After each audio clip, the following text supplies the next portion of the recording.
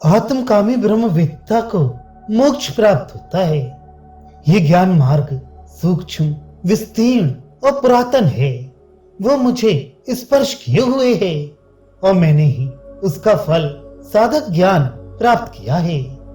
धीर ब्रह्मवेत्ता पुरुष इस लोक में जीते जी मुक्त होकर शरीर त्याग के बाद उसी मार्ग से स्वर्ग लोक अर्थात मोक्ष को प्राप्त होते हैं। आत्म का ब्रह्मवेत्ता का मोक्ष होता है। मंत्र व ब्राह्मण द्वारा कहे हुए इस अर्थ में उसके विस्तार का प्रतिपादन करने वाले ये मंत्र हैं।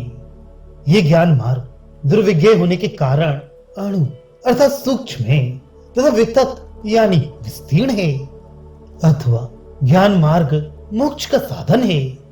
यह पुराण अर्थात नित्य श्रुति द्वारा प्रकाशित होने के कारण पुरातन है। तार्किकों की बुद्धि से उत्पन्न हुए कुदृष्टि रूप मार्गों के समान अर्वाचीन नहीं है। यह मेरे द्वारा स्पष्ट है अर्थात मुझे प्राप्त है।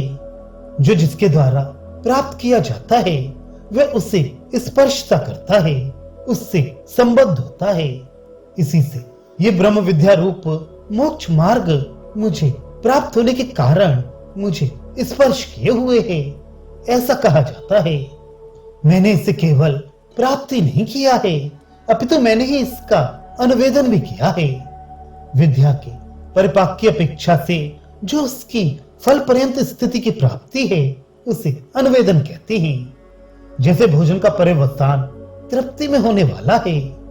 मां स्पृष्टः इस पूर्व वाक्य में तो केवल ज्ञान प्राप्ति का संबंध मात्र ही बतलाया गया है, इतना उससे इसका अंतर है।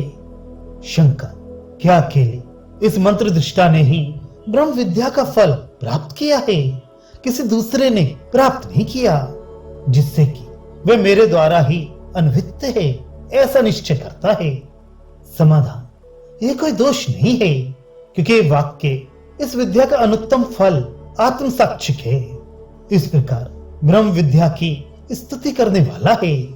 इस प्रकार आत्मज्ञान में कृतार्थ हूं ऐसा आत्माभिमान करने वाला और स्वानुभव सिद्ध है। इससे बढ़कर और क्या हो सकता है? इस प्रकार श्रुति ब्रह्म विद्या की स्तुति करती है। कोई अन्य ब्रह्मवेत्ता इस फल को प्राप्त नहीं करता, ऐसी बात नहीं है, क्योंकि देवताओं में से जिसने उसे जाना, ऐसी सबके कृतार्थ का प्रतिपादन करने वाली श्रुति है। यही बात श्रुति बतलाती है। उस ब्रह्म विद्या रूप मार्ग से धीर बुद्धिमान अर्थात दूसरे ब्रह्मवेत्ता ब्रह्म विद्या के फल मोक्ष स्वर्गलोक को प्राप्त करते हैं। स्वर्गलोक शब्द देवलोक का वाचक होने पर भी यहाँ प्रकरणवश मोक्ष का वाचक है। इतः इस शरीर का पतन होने के पश्चात जीवित रहते हुए ही विमुक्त होकर शरीर पातांतर मोक्ष प्राप्त करते हैं।